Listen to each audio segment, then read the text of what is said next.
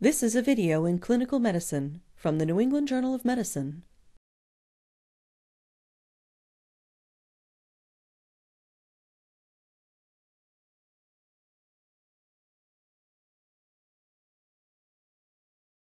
The ability to obtain peripheral intravenous access is an essential skill for all physicians. Although considered one of the simplest invasive procedures, mastering this potentially life-saving intervention requires refined skills and experience. Cannulating a vein, particularly a small one, can be challenging. The purpose of this video is to demonstrate how to access peripheral veins using an intravenous catheter. Peripheral intravenous catheterization is required in a broad range of clinical applications, including intravenous drug administration, for intravenous hydration, transfusions of blood or blood components, during surgery, during emergency care, and in other situations in which direct access to the bloodstream is needed. Relative contraindications to inserting a peripheral catheter in a specific site may include infection, phlebitis, sclerosed veins, previous intravenous infiltration, burns or traumatic injury proximal to the insertion site, arteriovenous fistula in an extremity, and surgical procedures affecting an extremity. Other situations may preclude obtaining peripheral intravenous access. For instance, extreme dehydration or shock may render cannulating collapsed peripheral veins impossible. Some patients may lack suitable peripheral veins because of prior chemotherapy or intravenous substance abuse. When access to peripheral veins is impossible, and in other situations in which accessing peripheral veins may take too long, insertion of a central venous or intraosseous catheter or peripheral venous cut-down may be required. A detailed understanding of the venous system of the upper and lower extremities will facilitate successful cannulation. The upper extremities have two primary venous systems: the cephalic vein, traveling on the radial side of the forearm, and the basilic vein, originating from the ulnar side of the forearm. Although venous anatomy may vary considerably from patient to patient, these two systems generally remain distinct, other than communicating at the antecubital fossa and the wrist. However, be careful to avoid inadvertently cannulating the brachial artery, which usually lies just medial to the median cubital vein. The same applies for the radial and ulnar arteries at the level of the wrist. Use careful palpation to identify arterial pulsations to minimize the possibility of this complication. The venous system of the lower extremities consists of the greater and lesser saphenous veins. The greater saphenous vein originates from the medial side of the dorsal venous arch of the foot, passes just in front of the medial malleolus, and follows the medial border of the tibia to the knee. The lesser saphenous vein originates at the lateral side of the dorsal venous arch, passes behind the lateral malleolus, and pierces the muscle fascia of the gastrocnemius muscle. Choosing a site for intravenous cannulation depends on many factors, including the intended use of the catheter, accessibility of the vein relative to the position of the patient's age and comfort, and the urgency of the situation. In general, upper extremity veins are preferred, as they are more durable and are associated with fewer complications as compared with lower extremity veins. The preferred cannulation sites are the veins of the forearm, particularly the metacarpal veins on the dorsal aspect of the hand, the median antebrachial vein, the cephalic vein, and the basilic vein. The median cubital vein, which crosses the antecubital fossa, is frequently cannulated in acute situations, as it accommodates large bore catheters and may be easier to cannulate. When upper extremity veins are inaccessible, the dorsal veins of the foot or the saphenous veins of the lower extremity may be used. Cannulation of lower extremity veins is associated with a higher incidence of thrombosis and embolism, as compared with upper extremity veins. This risk is lower in children and infants. Therefore, the veins of the legs and feet are an acceptable alternative when cannulation of the upper extremities has failed. Other alternative intravenous cannulation sites include scalp veins, used in neonates and young infants, and the external jugular vein. Gather the equipment and have it ready at the bedside before beginning the procedure. You will need gloves, eye protection, a non-latex tourniquet, chlorhexidine-based antiseptic solution, sterile 2x2 gauze, a saline flush, a transparent occlusive dressing and tape, and appropriately sized catheter ranging from 14 to 24 gauge, an intravenous fluid bag with tubing, and a sharps container. A local or topical anesthetic may be required if the catheter is 20 gauge or greater. There are many catheters varying in style, length, and safety mechanisms.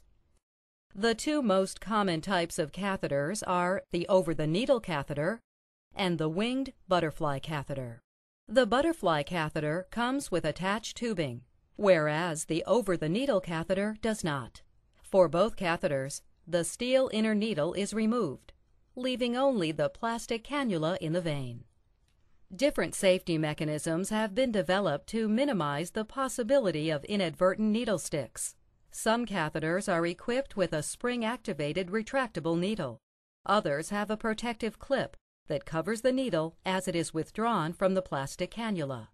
Needles should always be discarded appropriately in a sharps container. The size of the catheter selected will depend on the clinical situation. The smallest effective catheter should be used because small catheters allow for less resistance to blood flow around the cannula and are associated with fewer complications. Large catheters, such as 14 and 16 gauge, are used in acute situations for fluid resuscitation. For example, in managing hypovolemia in a trauma patient or in a patient with severe dehydration. Other factors that may influence the size of the catheter used include age-related vessel size, the need for pressurized boluses for administration of contrast or medication, and the viscosity of the fluid to be infused. Explain the procedure to the patient and address any specific questions or concerns. Discuss potential complications such as bleeding, bruising, and infection. You must follow standard precautions when placing a peripheral venous catheter. This includes washing hands, wearing gloves, and using eye protection because of the risk of blood splatter. When the selected site is in an upper extremity, the patient should be placed in the supine position with the arms supported. A comfortable position for the practitioner and proper lighting are important for successful intravenous cannulation. Tie the tourniquet with a half knot 8 to 10 centimeters above the targeted insertion site. Place the tourniquet flat against the skin and bring the tourniquet ends together, overlapping one another. Stretch the ends of the tourniquet and with one finger, tuck the top tail beneath the bottom, directing the end away from the puncture site. When evaluating a vein for cannulation, inspect and palpate the available veins. Gently tilt the extremity or adjust the angle of the light to reveal better the contours of the vessel. To palpate a vein, place 1 or 2 fingertips over the selected vein and gently apply pressure. Release the pressure to watch and feel the refilling rebound of the vein. An ideal vein feels round, firm, flexible, and full. Once you have selected the vein, clean the site with a chlorhexidine-based antiseptic solution using a back and forth motion. Allow the area to dry completely. Do not repalpate the area. If a larger gauge catheter is used, the site may be anesthetized with a local injection, topical cream, or ethylene glycol cryoanesthesia. To prepare the catheter, inspect the metal needle and plastic cannula for any damage or contaminants. Both should be smooth. Spin the hub of the plastic cannula to verify that it moves easily off the metal needle. Do not move the tip of the cannula over the bevel of the metal needle. as this could damage the end of the cannula. Superficial veins are displaced easily and need to be stabilized. Use your non-dominant hand to apply traction to the skin distal to the venipuncture site. If the catheter is placed in the dorsum of the hand, grasp the patient's hand with your non-dominant hand, fingers beneath the palm. Pull downward to flex the wrist, and use your thumb to keep the skin taut. If a forearm vein is selected, use your non-dominant hand to encircle the patient's arm. Place your thumb on the skin distal to the venipuncture site and pull down. Regardless of the venipuncture site, always maintain a firm grip on the patient's hand throughout the procedure. With your dominant hand, insert the metal needle bevel up at a 5 to 30 degree angle through the skin and into the vein. The angle used to approach the vein is dependent on the depth of the vein. A lesser angle is required for superficial veins. Do not insert the catheter too deeply, as this risks penetrating the far wall of the vein. When the catheter enters the vein lumen, watch for the initial flashback of blood, which will slowly fill the catheter chamber. Once the metal needle and plastic cannula are in the lumen, lower the catheter so that it is almost parallel to the skin. Hold the end of the catheter with the thumb and index finger of your dominant hand. Maintain tension on the vein and the skin, stabilize the needle, and carefully advance the catheter into the vein. When the catheter has entered the vein lumen completely, remove the tourniquet. To prevent blood loss from the open plastic cannula hub when the metal needle is removed, place direct pressure over the vein proximal to the end of the catheter, and place a gauze pad beneath the cannula hub. Remove the metal needle from the plastic cannula and place it in the sharps container. Never attempt to reinsert the metal needle into the plastic cannula. Doing so may shear off the plastic cannula, releasing it into the bloodstream, resulting in a possible embolus. Make sure that the tourniquet has been released, and confirm that the cannula is patent by flushing it with normal saline. The volume used depends on the size of the vein and the gauge of the catheter. Check that there is no swelling, redness, leakage, or discomfort around the insertion site. Attach the intravenous fluid tubing to the cannula and start the fluid infusion. Ideally, you should secure the cannula with a transparent occlusive dressing placed over the cannula hub. Confirm that the hub of the cannula is clearly visible through the dressing to facilitate monitoring. After securing the cannula with tape, loop the intravenous tubing and secure it away from the insertion site. Looping the tubing may prevent accidental displacement of the cannula, decrease cannula manipulation, and lower the risk of venous contamination or irritation. It is recommended that you write the date of insertion on the dressing to facilitate determining how long the cannula has been in place. To reduce the risk of infection, continue to review the indications for peripheral intravenous catheterization and remove the cannula as soon as possible. When a vein is difficult to see or to identify on palpation, several methods can be used to increase its dilatation.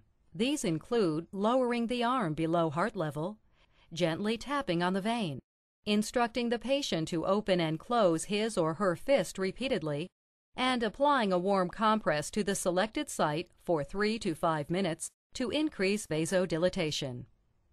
Transillumination or ultrasound may also be used to help locate a vein. These have been shown to improve the success rate of the procedure and to reduce the amount of time needed to perform it.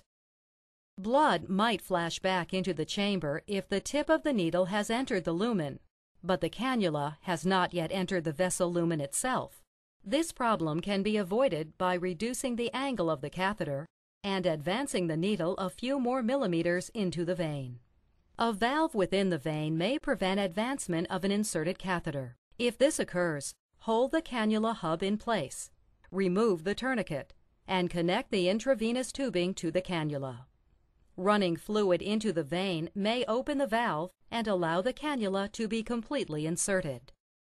Occasionally, it is possible to advance the catheter when it is outside the vein or when the catheter has perforated the vein's opposite wall. Either of these situations can cause pain and swelling at the insertion site because the intravenous fluids are administered into subcutaneous tissue. When this occurs, the cannula should be withdrawn completely and another cannula should be placed at an alternative site. When a cannulation attempt is unsuccessful, the subsequent attempt should be performed in a vein proximal to the initial puncture site. The most common complications arising from intravenous cannulation are pain, bruising, bacterial infection, extravasation, possibly leading to necrosis, phlebitis, thrombosis, embolism, and nerve damage. Proper sterile technique and the selection of an appropriately sized catheter should help to avoid these complications. Ensure proper and adequate fluid administration or flush the site with saline to prevent the more serious complications of thrombosis and embolism.